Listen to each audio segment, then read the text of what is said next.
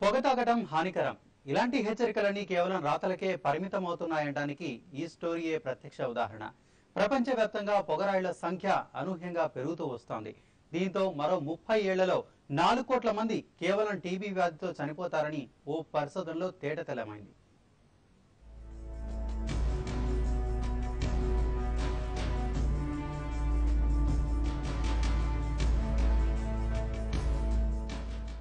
ఎక్కువగా పొగ తాగడం వల్ల తాత్కాలికంగా రిలీఫ్ వచ్చినా త్వరగా ప్రాణాలు పోతాయని ఓ పరిశోధనలో తేలింది.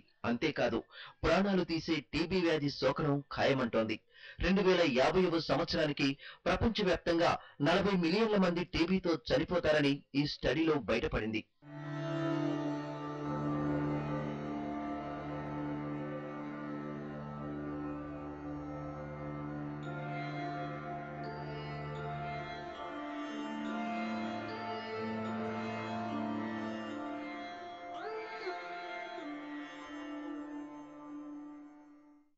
స్మోకింగ్ చేయడం వల్ల కేవలం ఊపిరితిత్తులే కాదు, శరీరంలో ప్రతి అవయవం చివరకు పనిచేయని దుస్థితి దాపురిస్తుందట.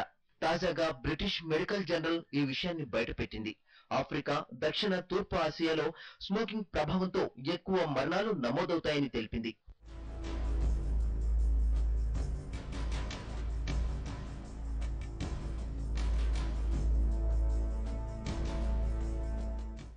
సిగరెట్ల కంటే పొగాకు తాగడం వల్ల టీబీ మరణాలు 27 మిలియన్లకు తగ్గొచ్చని పరిశోధకులు అభిప్రాయపడుతున్నారు. అలాగని రోజు పొగాకు తాగినా ఆరోగ్యానికి ముప్పే అంటున్నారు.